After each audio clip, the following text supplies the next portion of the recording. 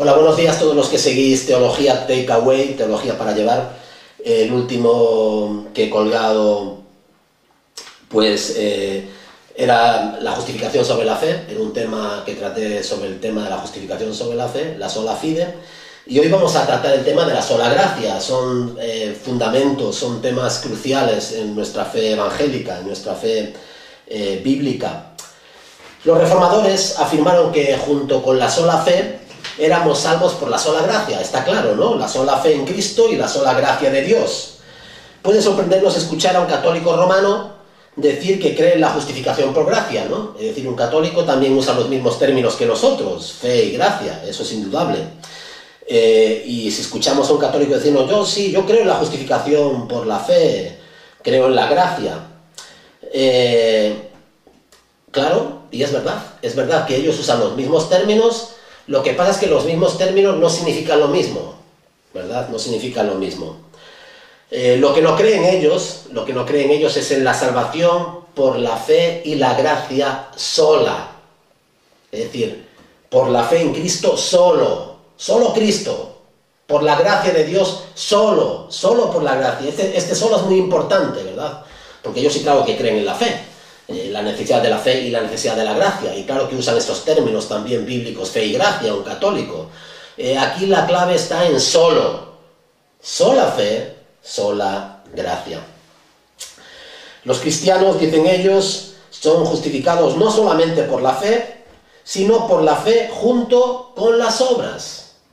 Y nosotros decimos, no, señor, señora, amigo, amiga, no, el cristiano es justificado, es absuelto, es perdonado, es salvo por la fe sin obras. Y ellos dicen, no, por la fe y obras. Nosotros decimos, no, las obras vienen después, como resultado de nuestra salvación. No juntamente con nuestra salvación. No como algo que hay que hacer para salvarse, ¿verdad? La gracia, que es el tema de hoy, para un católico romano precede, acompaña y sigue estas buenas obras. La gracia precede, acompaña y sigue estas buenas obras, citando el lenguaje usado por el Concilio de Trento en su capítulo Justificación, capítulo 16. La gracia, por lo tanto, capacita al creyente para hacer buenas obras con las cuales ganará la vida eterna. Ganará la vida eterna, eso es muy importante, ¿no? La cuestión de fondo en el tiempo de la Reforma no era si alguien era salvo por Cristo, por fe y por gracia. Porque todos estaban de acuerdo que Cristo era necesario, que la fe era necesaria y que la gracia era necesaria. Ningún cristiano, ¿verdad?, tanto protestante como evangélico, dudaría que estas cosas son necesarias. Cristo, fe y gracia. La cuestión es, cuando hablamos de fe, de Cristo, de la gracia, ¿estamos hablando de lo mismo? Esto es el tema aquí, la cuestión de fondo, ¿no? Las tres grandes familias del cristianismo están de acuerdo. Cristo, la fe y la gracia son necesarias para la salvación. El desacuerdo está en el uso de la palabra, que los protestantes hemos enfatizado tanto y seguimos enfatizando, solo o sola, sola fe, solo Cristo, sola gracia. No Cristo y María, Cristo y alguien más. No fe más obras y alguien más, sino no gracia más la mediación del sacerdocio y el magisterio de la iglesia, etc. No, nosotros estamos diciendo Cristo solo, fe sola, gracia sola, ¿verdad? El desacuerdo está en ese uso de la palabra solo, salva. ¿Salva Cristo solo, por la fe sola, o tenemos que hacer nosotros obras meritorias que contribuyan a nuestra salvación? ¿Salva Cristo solo, por la fe sola, o tenemos que hacer nosotros obras meritorias que contribuyan a nuestra salvación? La sola gracia salvaguarda la verdad de que la salvación es del Señor. La salvación pertenece al Señor, no nos pertenece a nosotros. Ni la ganamos, ni la compramos, ni la merecemos. Pertenece solamente a Dios y Dios la otorga por gracia a quien le place. Salmo 37, 39, Jonás capítulo 2, versículo 9. De principio a fin, por su obra, por la obra de Cristo suficiente, irrepetible, definitiva, completa, somos salvos. Primera de Corintios, capítulo 1, versículo 30. ¿Qué es la gracia? que es la gracia bíblica. ¿Cómo entendemos nosotros, los protestantes, los evangélicos, la palabra gracia? La palabra gracia la entendemos de la siguiente forma: es el favor inmerecido de Dios. El favor, la gracia, el regalo inmerecido de Dios. No la merecemos, pertenece a Dios y Dios nos la da por gracia, ¿verdad? Es un regalo. No es una energía infusa que nos capacita para obrar y agradar a Dios. La gracia no es algo que llega a nuestras vidas y a partir de ese momento podemos agradar y obrar para agradar a Dios y para ganar nuestra salvación. No, no, no, no. La gracia es un don. Y en ese momento que recibes ese don, eres salvo. Y todo lo que haces, lo haces porque eres salvo. No lo haces para salvarte. Ya eres salvo cuando recibes el regalo. Y después, por gratitud, obras en coherencia y buscas a Dios y buscas hacer el bien a tu prójimo.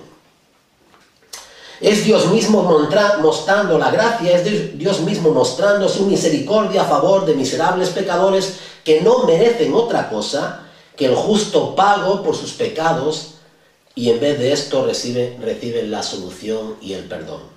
¿Qué es la gracia? Es la misericordia de Dios obrando en favor de pecadores que no merecen otra cosa más que la condenación y el juicio, el justo pago por sus pecados, y en vez de eso lo que reciben es la absolución y el perdón.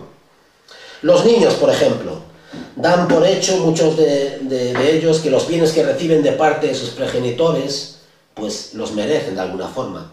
Y esta expectativa conlleva una falta de aprecio, ¿no? Lo que nos regalan, lo que nos dan, creemos que lo merecemos, y eso conlleva una falta de aprecio, por lo que uno cree que tiene el derecho a tener, a poseer, ¿no? Los niños esperan disfrutar de una educación que no van a pagar, sus padres la pagarán, esperan poder unirse a un equipo de fútbol, esperan encontrarse cada mañana el desayuno sobre la mesa, y que cuando necesiten ropa, alguna otra cosa, esta sus padres se la darán. Claro. Nosotros, como los niños, igualmente damos por hecho y creemos que nos merecemos vivir en países desarrollados, disfrutar de nuestras sociedades de consumo. Nos ofrecen todo esto ahora con la COVID, con la pandemia, está puesto en tela de juicio, pero deberíamos recordarnos que hay millones de personas que no pueden ni por asombro disfrutar de estas cosas, ¿verdad? Porque viven en otros países, en otros lugares, en África, en Sudamérica, en el sudeste asiático, en países pobres. Y ha sido no por nuestra propia elección, sino por la divina providencia de Dios que podemos disfrutar de estas cosas. Si tú has nacido en un país como el nuestro, es porque Dios ha querido que haya nacido aquí. Tendrías que darle gracias a Dios, ¿verdad? No tienes ningún derecho. Es Dios que ha querido, de alguna forma, que tú te hayas beneficiado de esa situación. Desde un punto de vista espiritual, llevando esto a lo espiritual, muchos consideran de igual modo que Dios está obligado con nosotros. No solamente a perdonárnoslo todo, sino a proveer para todas nuestras necesidades, que Dios está ahí para servirnos constantemente como un padre a los hijos. ¿Verdad? ¿Qué es su trabajo? ¿No es Dios un Padre amoroso? ¿No está ahí para concedernos todas nuestras peticiones y caprichos? Y lo cierto es que cuando pensamos así, estamos completamente equivocados. Nuestra antropología está errada y es defectuosa. Y tenemos una visión humanista de Dios y de su carácter, que producirá, sin duda, como resultado la percepción de un Dios que nos lo debe todo. Para eso está Dios, para darnos lo que necesitamos, pero no ni para reprocharnos, ni para juzgarnos, ni para llamarnos la atención. Está ahí para darnos todos nuestros caprichos. Y por supuesto, al cual no le debemos nada. No le debemos nada, porque ese es su trabajo. Para eso está ahí, como un padre. No hay nada más lejos de la realidad bíblica. La condición del hombre es, por el contrario, totalmente desesperada. Todo lo que recibes es por gracia. Deberías estar dando gracias a Dios por todo lo que tienes. Tu familia, la salud, el país donde vives, etcétera, etcétera, etcétera. No mereces nada de eso. No lo merecemos. Y aún así Dios nos lo da. Deberíamos darle gracias por ello. La gracia es, por lo tanto, el asombroso y misericordioso favor de Dios para aquellos que no merecen ni nada ni pueden ganarlo. Y ese es el concepto, la concepción que tenemos nosotros tan maravillosa de la gracia. Es el favor inmerecido de Dios, es el regalo de Dios para aquellos que no merecen nada ni pueden ganarlo. Y cuando nos acercamos a Dios no nos acercamos diciendo, Señor, mírame a mí, fíjate, ¿cómo no ibas a tener gracia conmigo? ¿Cómo no me vas a dar a mí todas las cosas que yo tengo y poseo, siendo yo como soy? ¿Verdad? De hecho de virtud es maravilloso. No, el cristiano se acerca a Dios diciendo, Señor, perdóname porque soy un desgraciado, soy un pecador, no merezco nada y aún así tú me das todo lo que necesito y más. Y te has ofrecido por mí para salvarme, para cargar mis pecados. Y has ocupado mi lugar. Ese es el resultado de la gracia, la gratitud, ¿verdad? ¿Cuál es la condición del hombre? Porque eso es importante. ¿Cuál es la condición del hombre? Porque si creemos que el hombre no tiene ningún problema, por lo tanto, Dios no tiene nada que hacer por él. Solamente concederle sus caprichos, ¿verdad? ¿Cuál es la condición del hombre? Estamos obligados en este punto a considerar cuál es la lamentable condición humana, cuál es su posición y dignidad tras haber caído de su primigenio estado de gracia en el Edén de Dios, en el jardín de Dios. El hombre está ahora muerto espiritualmente, muerto espiritualmente. Efesios 2:1, muerto en sus delitos y pecados. La caída en el Edén dejó al hombre y su descendencia en un estado de pecado y de corrupción, en un estado de egoísmo constante. El hombre mira por sí mismo, si queda algo es también para él, y si hay algo que sobre también es para él. Es decir, eso es el hombre es totalmente egocéntrico, es su propio Dios y elabora sus propias normas y considera el vivir conforme a lo que él quiere, nada más. ¿Verdad? La caída en el Edén dejó a este hombre y su descendencia en ese estado de pecado, de egocentrismo, de egoísmo, de egolatría, lo que los teólogos llaman pecado original. El hombre es esclavo, no solamente está muerto espiritualmente, sino que es esclavo. Es curioso, ¿no? Porque todo el mundo ahora vemos las manifestaciones, libertad, libertad. ¿Pero libertad de qué? El hombre está esclavo, es esclavo del pecado. Jesús mismo afirmó, de cierto os digo, que todo aquel que hace pecado, esclavo del pecado es. Por lo tanto, esta radiografía espiritual nos dice que estamos muertos espiritualmente y que somos esclavos, no libres, aunque nos consideremos completamente libres para hacer lo que queramos. No solamente eso, sino que el hombre está totalmente ciego. No es que padezca de miopía, que tenga algún problema de visión, sino que está ciego. Porque el hombre natural no percibe las cosas que son del Espíritu de Dios, porque para él son locura y no las puede entender porque se han de discernir espiritualmente. 1 Corintios 2:14. Muerto espiritualmente, esclavo del pecado y totalmente ciego. No solamente es esto, no hemos acabado, sino que el hombre, en su condición natural, es un hombre rebelde y es un hombre que ama la oscuridad y no la luz. Huye de la luz. Es rebelde y ama la oscuridad. Juan 5:40. Y no queréis venir a mí para que tengáis vida. El hombre no quiere venir a Dios, no quiere volver a Dios, quiere huir de Dios. Quiere desplazar a Dios de la escena, que Dios no esté, que Dios haya muerto, que Dios no tenga ni arte ni parte en nuestras vidas. No queréis venir a mí para que tengáis vida. Y esta es la condenación, que la luz vino al mundo y los hombres amaron más que las tinieblas que la luz. Jesús estuvo allí, la bondad, el ejemplo, el hombre en mayúsculas, y los hombres no le amaron, no le siguieron, no le sirvieron, ya solamente unos pocos, ¿verdad? La luz estaba allí y amaron más las tinieblas. ¿Por qué? Porque sus obras eran malas. Porque todo aquel que hace lo malo aborrece la luz y no viene a la luz para que sus obras no sean reprendidas. Juan 3:19 y 20. No solamente el hombre está muerto espiritualmente, no solamente el hombre es esclavo del pecado, no solamente el hombre está totalmente ciego, no solamente el hombre se encuentra en un estado de rebeldía y ama más la oscuridad que la luz y por lo tanto no quiere venir a la luz, sino que el hombre está bajo la ira de Dios. Esa es su condición. No estamos aquí para recibir los beneficios y el beneplácito de Dios y Dios nos ama y Dios nos perdonará todo y esto es una balsa de aceite. No, al contrario. Somos enemigos de Dios y por ser enemigos de Dios, rebeldes ante Dios, estamos bajo la ira de Dios, ¿verdad? O estábamos bajo la ira de Dios, aquellos que no han no se han rendido a Él, ¿verdad? Aquellos que no han clamado a Dios, que no se han arrepentido de sus pecados y buscado la salvación en Cristo Jesús. Estábamos, sin Cristo, bajo la ira de Dios, entre los cuales también nosotros, los que somos creyentes ahora, vivíamos en otro tiempo, en los deseos de nuestra carne, haciendo la voluntad de la carne y de los pensamientos, y éramos por naturaleza hijos de ira, lo mismo que los demás. Esta es la condición del hombre, de nuevo, muerto espiritualmente, no enfermo, no sin ningún problema, sino muerto espiritualmente, esclavo del pecado, totalmente ciego, rebelde, ama la oscuridad, no la luz, y se encuentra bajo la ira, bajo el juicio de Dios. Solo podemos entender la gracia, la grandeza. Esto es importante decirlo, porque solo podemos entender la grandeza de la gracia, del amor y de la misericordia de Dios cuando somos conscientes de nuestra propia indignidad. Uno solo es consciente de la gran...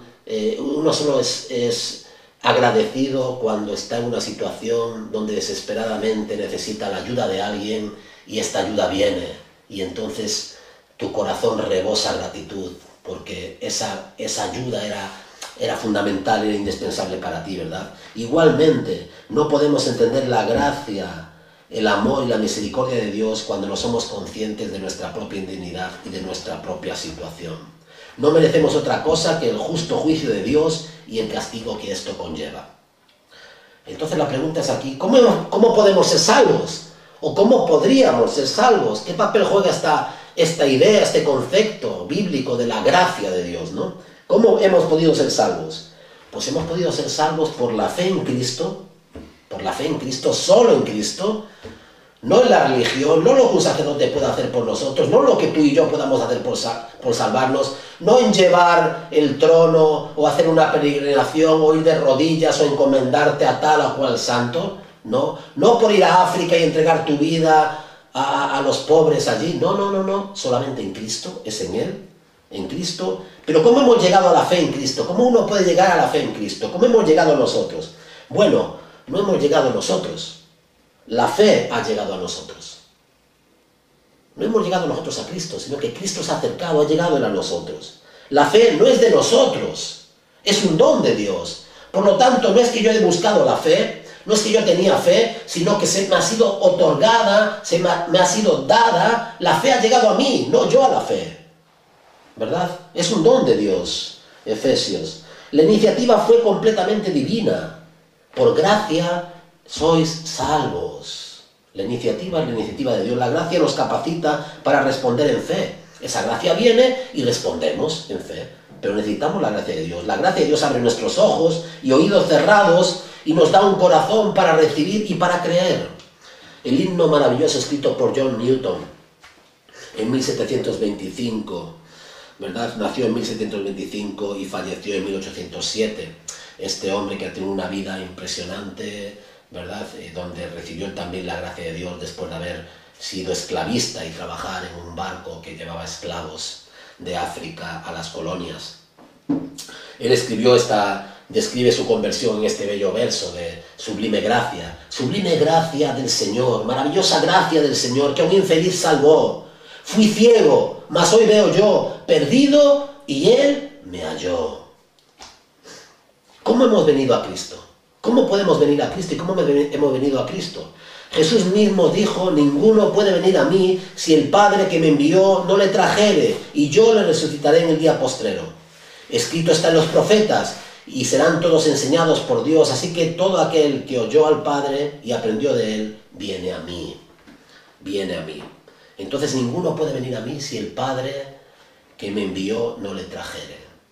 Si algún día nos hemos acercado a Cristo, si algún día nos hemos postrado ante Él, si algún día hemos confesado nuestro pecado y hemos recibido la gracia y el perdón, es porque el Padre nos llevó al Hijo, ¿verdad?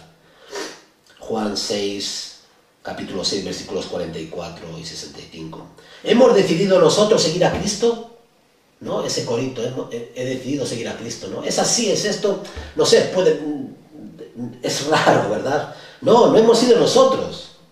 De nuevo Jesús mismo nos recuerda en Juan 15, 16, no me elegisteis vosotros a mí, No decidisteis vosotros, he decidido seguir a Cristo, he decidido escoger a Cristo. No, no es verdad. No es verdad. No me elegisteis vosotros a mí, sino que yo os elegí a vosotros. El Evangelio de San Juan, capítulo 15, versículo 16. La Biblia dice que la salvación no depende del que quiere, ni del que corre, sino de quien Dios tiene misericordia. No depende de ti, de tu decisión, de lo que tú digas, de lo que tú hagas. Depende de Dios. ¿Cómo nos capacita Dios para responder? Usando la gracia, ¿no? Lo hace por medio de la obra del Espíritu Santo. El Espíritu es la persona divina que aplica la obra de la salvación. El Espíritu Santo es necesario en la conversión. Es indispensable en la obra de la salvación. Él regenera, imparte nueva vida a nuestros corazones.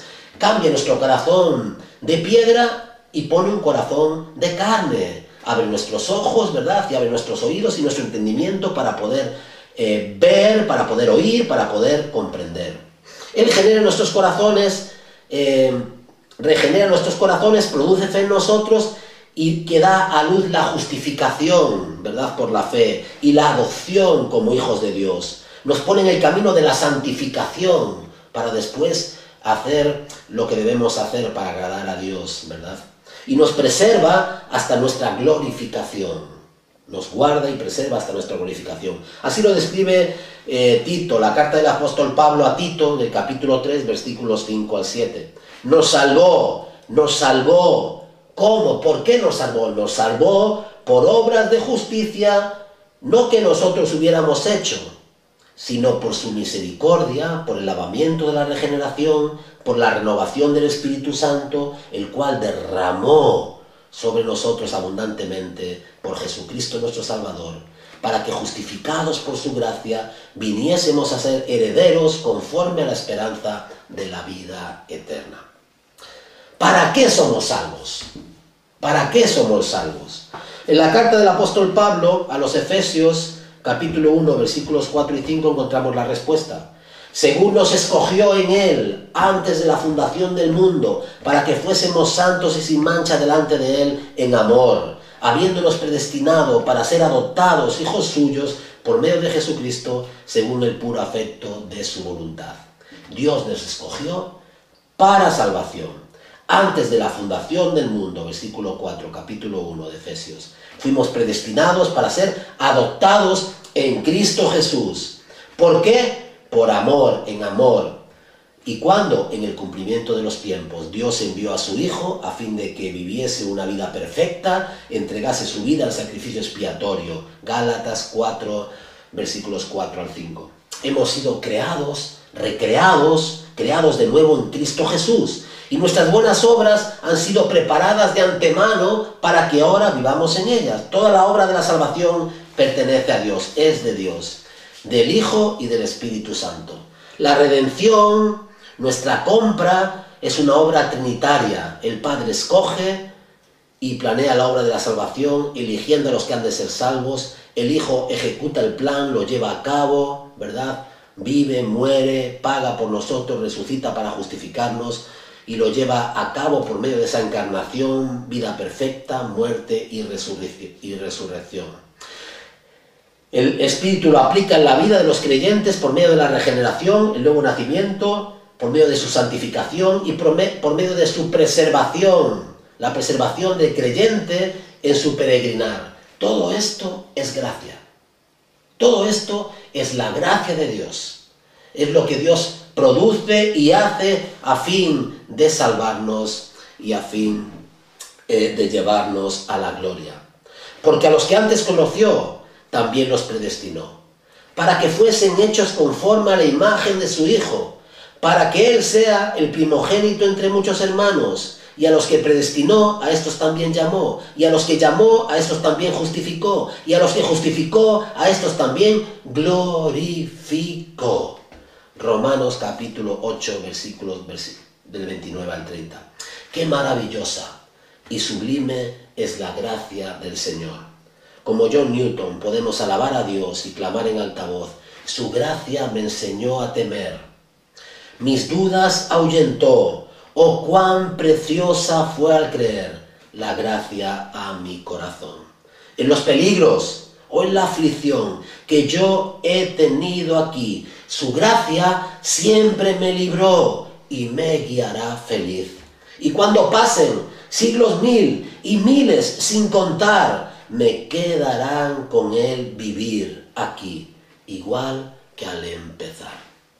Qué maravillosa gracia del Señor. Eso espero para ti, hermano, hermana, amigo, amiga, que conozcas la gracia de Dios. Es lo más maravilloso que te pueda suceder. Su gracia, su amor, su misericordia a favor de ti, ¿verdad? Sin merecerlo, sin tener que ganarlo, sin poder comprarlo, el Señor mostró su gracia para con nosotros en la persona y en la obra perfecta de Cristo Jesús en la cruz del Calvario y en su resurrección de entre los muertos. Gracias.